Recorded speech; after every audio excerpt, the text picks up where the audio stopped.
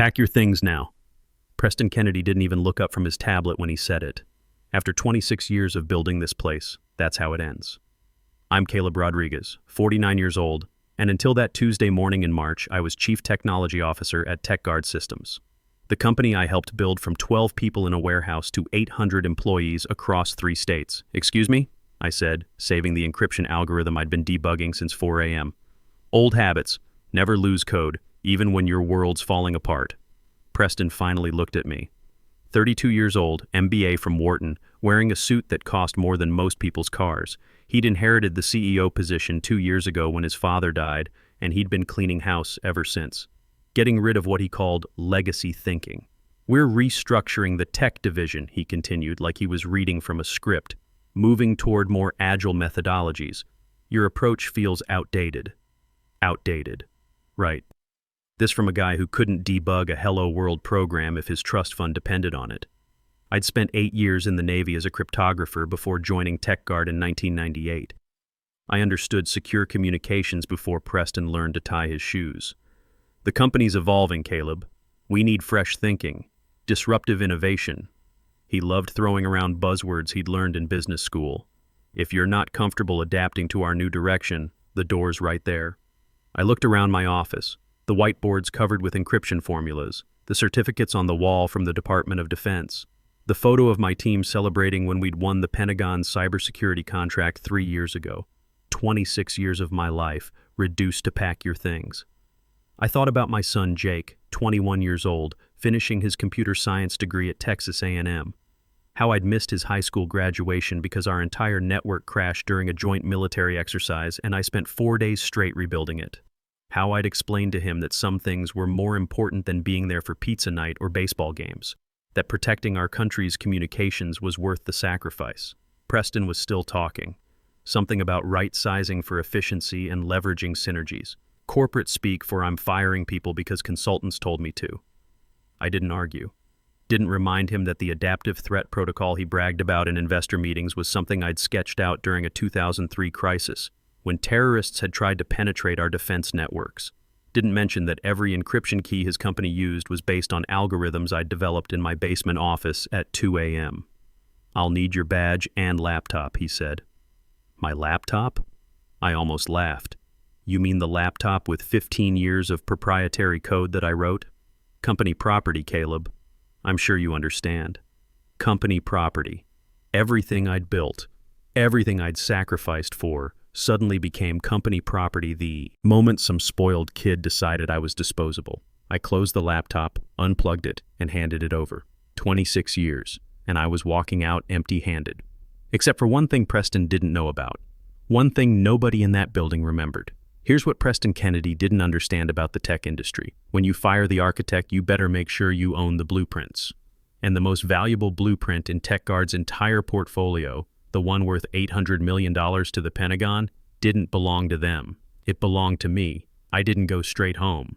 Instead, I drove to Murphy's Bar, the same dive where I used to take my junior engineers after successful penetration tests. The kind of place where nobody cares if you're a CTO or a janitor, where the beer's cold and the TV's always tuned to whatever game is on. I ordered a Budweiser and tried to process what had just happened. 26 years. I joined TechGuard when it was small enough that everyone knew everyone's kids' names. Back then, we had a mission: build communication security systems that could save lives, keep the good guys connected and the bad guys out. The heart of that mission, the algorithm that would eventually become our adaptive threat protocol, came from something I built during a crisis in 2003. Foreign hackers had penetrated 3 different military networks in 1 week. Our clients were panicking. The Pentagon was threatening to pull all contracts. I spent 72 hours straight in the office, running on black coffee and determination. My ex-wife Lisa was already complaining that I cared more about computers than family. She wasn't entirely wrong. But what she didn't understand was that this wasn't just about computers.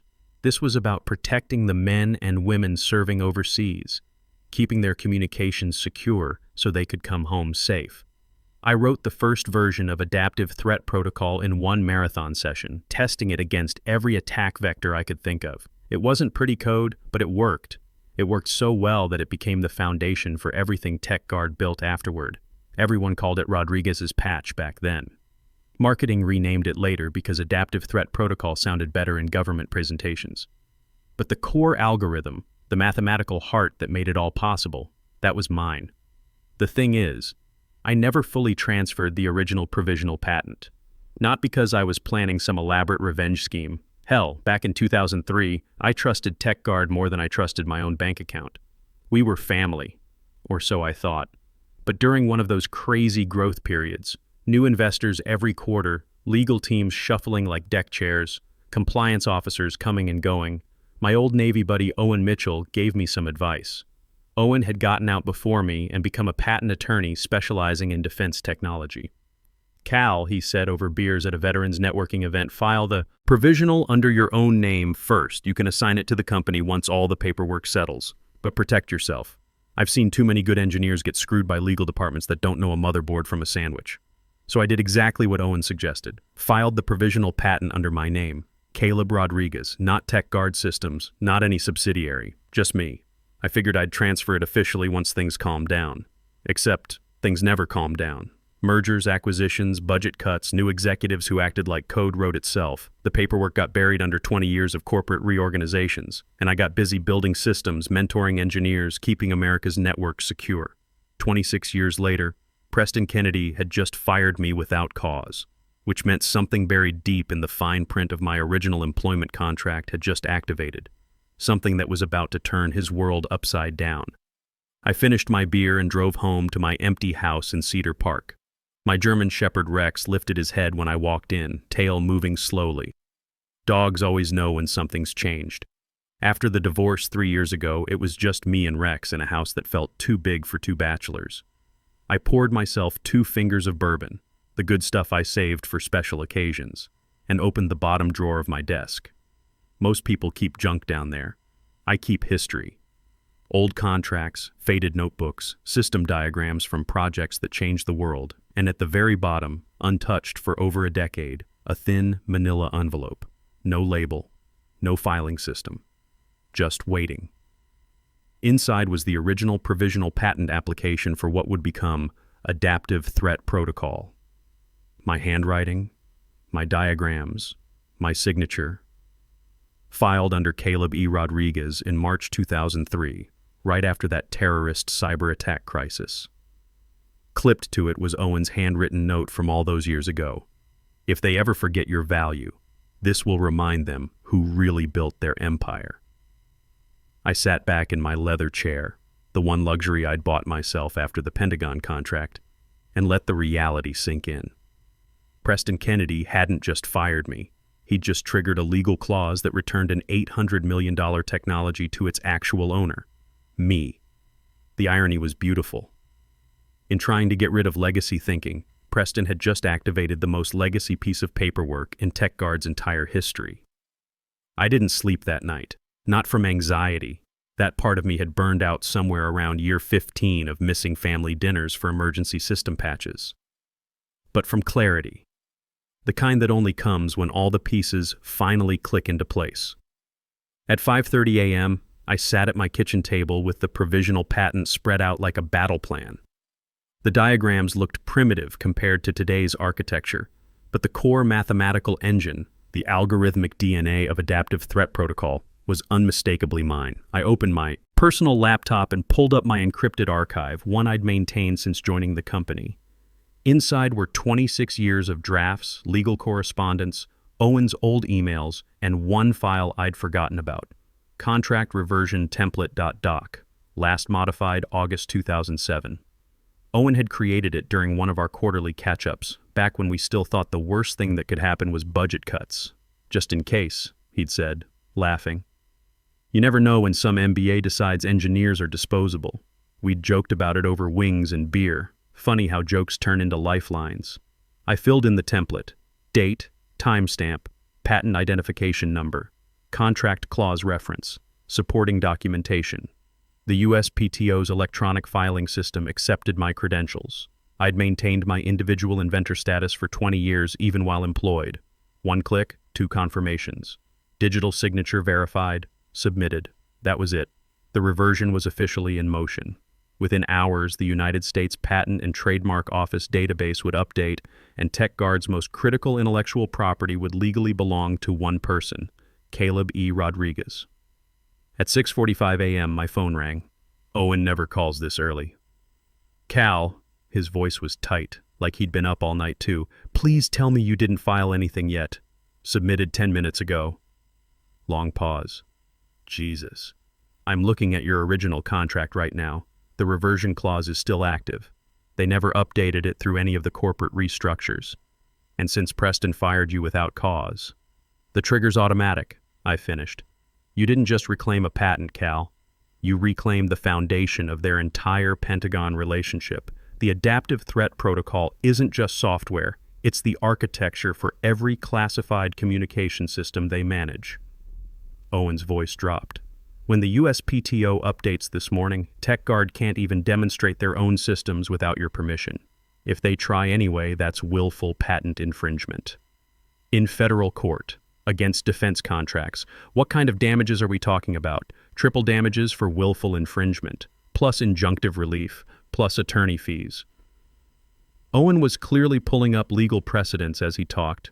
Cal, TechGuard's entire quarterly revenue wouldn't cover single damages, let alone triple, if they walk into their Pentagon review next week without resolving this.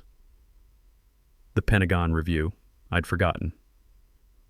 TechGuard was scheduled to present their latest security upgrades to the Department of Defense on Friday, 5 days from now. Every senator, general, and procurement officer who mattered would be in that room. And they couldn't legally turn on their own system without my authorization.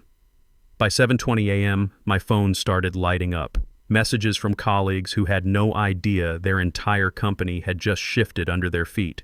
Heard Preston cleaned house yesterday. You okay? What's this about, some kind of patent issue? Legal's going crazy. Something about ownership disputes. One message stood out from Brooke Matthews, the VP of Engineering and the only executive who'd ever fought for my team's budget. Cal, Preston's walking around like he owns the world this morning, says he's presenting next-generation Rodriguez architecture to the Pentagon Friday. Please tell me he didn't fire the wrong person. I stared at that message for a full minute. Preston was planning to present Rodriguez architecture to the Pentagon, the same architecture he no longer had legal right to use, the same architecture that now belonged to the man he'd just fired. I typed back, he fired the architect, but forgot who owns the blueprints. Her response came immediately. Holy shit, how bad is this going to get? By 9:30 a.m., the first real tremor hit TechGuard. Mason Clark, a junior developer I'd mentored through 3 different programming languages, forwarded me an internal email with the subject line, Urgent, IP ownership verification required. The message was short but panicked. Legal department requesting immediate verification of all core system patents. Routine audit discovered discrepancy in adaptive threat protocol ownership records. Caleb Rodriguez listed as registered owner in USPTO database. Assume this is database error. Need confirmation before Pentagon presentation. Poor Mason had no idea he was looking at the beginning of the end. 20 minutes later, another forwarded email, this one from Lucas Thompson, a systems architect who'd survived 4 different corporate reorganizations with me. Emergency legal meeting called. All senior staff. Preston just told everyone to ignore administrative errors in patent database and proceed with Friday's presentation as planned. Administrative errors. Preston actually thought he could wish away federal patent law with executive confidence. But the lawyers knew better. They'd pulled the original filings, cross-referenced the timestamps, verified the contract clauses, and then someone, probably some paralegal making $45,000 a year, did what no executive dared to do. They checked the public USPTO database. Owner, Caleb Rodriguez. Status, active. Reversion, date, yesterday. Trigger, involuntary termination without cause. Everything TechGuard had built for the last 20 years now belonged to the man they'd just thrown away.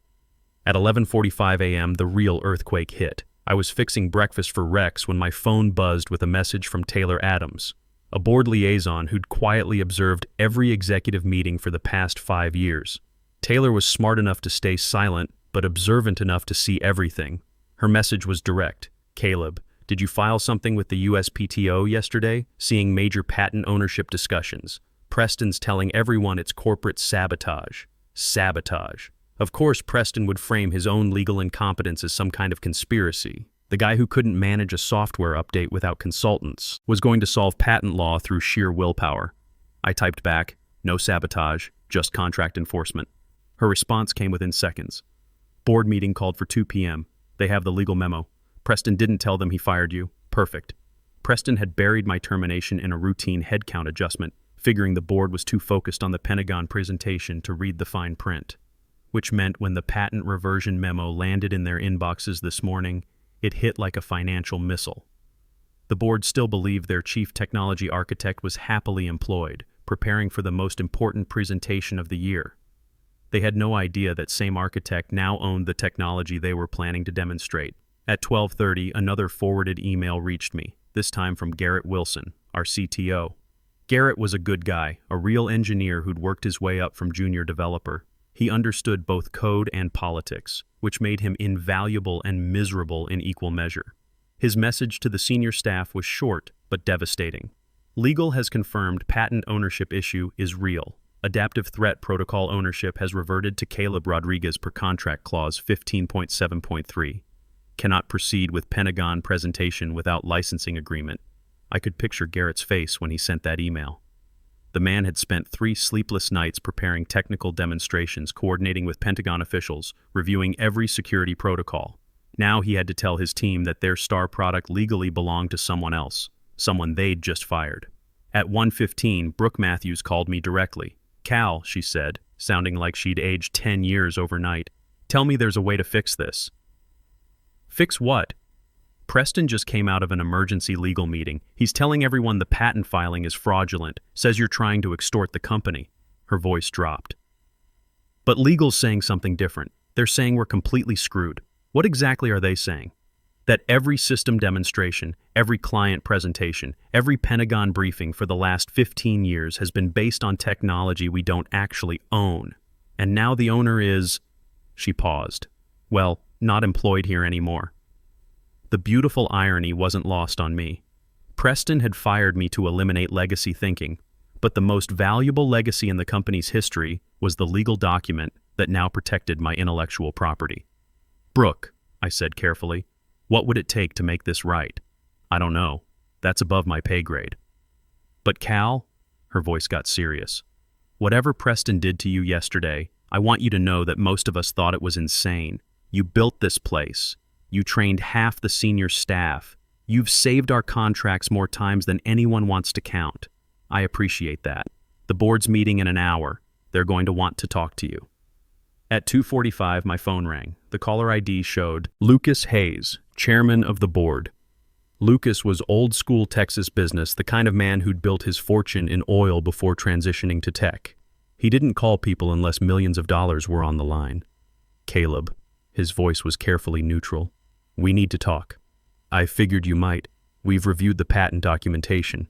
Appears there's been a significant oversight in our legal processes." "Oversight.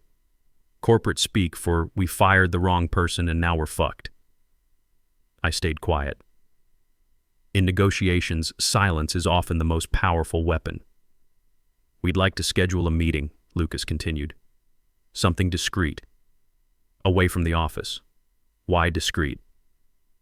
Long pause. "Because if word gets out that we don't own our core technology, our stock price will crater before market close. Pentagon contracts will disappear. Competitors will smell blood." "Lucas," I said slowly, "are you aware that presenting adaptive threat protocol at Friday's Pentagon review without proper licensing constitutes willful patent infringement?" Another pause, longer this time. "Yes. Our legal team has made that clear, and willful infringement carries triple damages." "Yes. Plus injunctive relief that could shut down your entire operation." "Yes." His voice was getting tighter with each admission. "So you're not calling to negotiate. You're calling because you can't legally operate your business without me." Silence stretched between us like a taut wire. When Lucas finally spoke, his voice had lost all pretense of authority. What would it take to resolve this situation? I didn't answer immediately, not because I was unsure, but because I wanted him to understand something fundamental. This wasn't a negotiation between equals. This was a reckoning. Send me a meeting location, I said finally. And make sure Preston's there, along with anyone else who thinks 26 years of service can be dismissed with a pink slip. Caleb, I hope we can work something out that benefits everyone. Lucas, I said, you fired the architect. Now you're asking him to save the building from collapse. The terms aren't going to be what you expect. After I hung up, I sat in my kitchen with Rex at my feet, thinking about my father. He'd worked 35 years at the same manufacturing plant before they shut it down and moved operations to Mexico. Son, he'd told me when I got my first tech job, loyalty's a one-way street these days. Companies will use you up and throw you away the moment it's convenient. I'd thought tech would be different. Thought if you built something valuable enough, created something that mattered, they'd never dispose of you like outdated equipment. I was wrong about the loyalty part, but I was right about building something valuable, and now Preston Kennedy was about to learn exactly how valuable it was. They chose the Riverside Hotel for our meeting, a place with private conference rooms where deals get made and careers get destroyed. I arrived at 6 p.m. sharp wearing my best Navy dress uniform, not because I had to, but because I wanted Preston to remember exactly who he was dealing with. The tension in that room could have powered a server farm. Lucas Hayes stood at the head of the table trying to project leadership. Preston sat rigid in his chair, jaw clenched like he was chewing glass.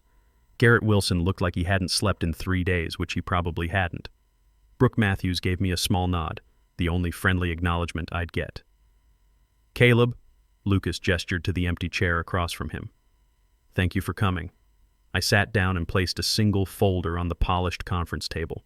Inside was everything they needed to know about their situation, everything they'd forgotten when they decided I was disposable. Preston broke first, just like I knew he would. Before this gets blown out of proportion, he said, I want everyone to understand that your termination was a business decision, nothing personal. I looked him dead in the eye. Triggering the patent reversion was a legal consequence, nothing personal. Lucas cleared his throat. Let's focus on solutions. The Pentagon review is Friday morning. Without licensing rights to adaptive threat protocol, we can't legally demonstrate our systems. Garrett nodded miserably. Every security layer, every encryption module, every threat detection algorithm, it all traces back to Caleb's original architecture. We'd be presenting stolen technology to the Department of Defense. Which is why, Lucas continued, we're hoping to work out a licensing agreement that benefits everyone. I opened my folder and pulled out a single sheet of paper. These are my terms, all non-negotiable. Preston scoffed. You're not exactly in a position to make demands. I smiled for the first time in 3 days. Preston, your company's stock is going to crater the moment investors realize you don't own your core technology. Your Pentagon contracts will evaporate. Your competitors are going to eat you alive. I'm not making demands. I'm offering you a lifeline. Lucas gestured for me to continue. First, I said, TechGuard pays me $50 million for immediate licensing rights to continue operations through the Pentagon review. Both Lucas and Preston's faces went pale. That was more cash than they had liquid. Second, full public recognition as the original architect of adaptive threat protocol. No more calling it company innovation. Garrett actually nodded at that one. He'd always known who really built the system. Third, Preston resigns, effective immediately. The room went dead silent. Preston shot up from his chair. Absolutely not. I'm not stepping down because some disgruntled employee is holding the company hostage. Some disgruntled employee? I stood up slowly, all 6 feet 2 inches of me. Son, I built this company while you were learning to drive. I've saved more government contracts than you've read PowerPoints. And yesterday, you threw me away like yesterday's code. Lucas held up a hand. Let's all stay calm. And fourth, I continued, sitting back down, I'm not coming back to TechGuard. I'm starting my own company, Secure Core Industries, and I'll be taking some key personnel with me. The final blow landed like a cruise missile. Not only were they losing their core technology, they were about to lose their best engineers to a competitor run by the man who created their most valuable assets. Brooke leaned forward. Caleb, what about the Pentagon contracts? What about them? You know those systems better than anyone. If TechGuard loses them, then the Pentagon will find new contractors. Better contractors. I looked directly at Preston. Contractors who actually own their technology. Lucas was frantically calculating numbers in his head. The licensing fee, 50 million is... More than you have, I finished, which brings us to option B. There's an option B, Garrett asked. TechGuard can refuse my terms, in which case I file for injunctive relief Monday morning. Your Pentagon presentation gets canceled, your stock price collapses, your government contracts disappear, and I still start Secure Core Industries, except now I'm doing it with a clean slate instead of licensing my old work back to you. The math was simple and brutal. Either they paid me $50 million and bought themselves time to figure out their future, or they paid nothing and watched their company disappear. Preston was looking around the room desperately, searching for someone to save his career. Nobody met his eyes. We need time to consider, Lucas said. You have until 8 a.m. tomorrow. That's when I start making calls to Mason Clark, Lucas Thompson, and about a dozen other engineers who've been waiting for someone to treat them like professionals instead of disposable resources. I stood up and headed for the door. Caleb, Lucas called after me. What happens if we agree to your terms? I turned back. Then you might survive long enough to rebuild. Maybe even learn something about respecting the people who actually create value. The call came at 7:23 a.m. Lucas's voice was defeated but decisive. We accept your terms. Preston submitted his resignation an hour ago. The board approved the licensing agreement. Transfer details are being arranged. That was 18 months ago. Secure Core Industries now employs 85 people, including Mason Clark as my lead architect and Lucas Thompson as head of systems integration. We just won a $1.2 billion cybersecurity contract with the Department of Homeland Security. TechGuard? They're still around, barely. Turns out paying $50 million for technology you thought you owned for free doesn't leave much room for innovation. Their stock is trading at about 40 cents on the dollar. Preston Kennedy tried starting his own consulting firm. Last I heard, he was giving seminars on disruptive leadership strategies. The irony is perfect. You know what I learned after 26 years in this business? Your value doesn't disappear when someone fails to see it. It just waits for the right moment to remind everyone who actually built what matters. Sometimes the best revenge isn't getting even. It's getting better, much better. And sometimes when they fire you to make room for fresh thinking, the freshest thing you can do is show them what they just threw away. Rex and I are doing fine, by the way. We've got a bigger backyard now.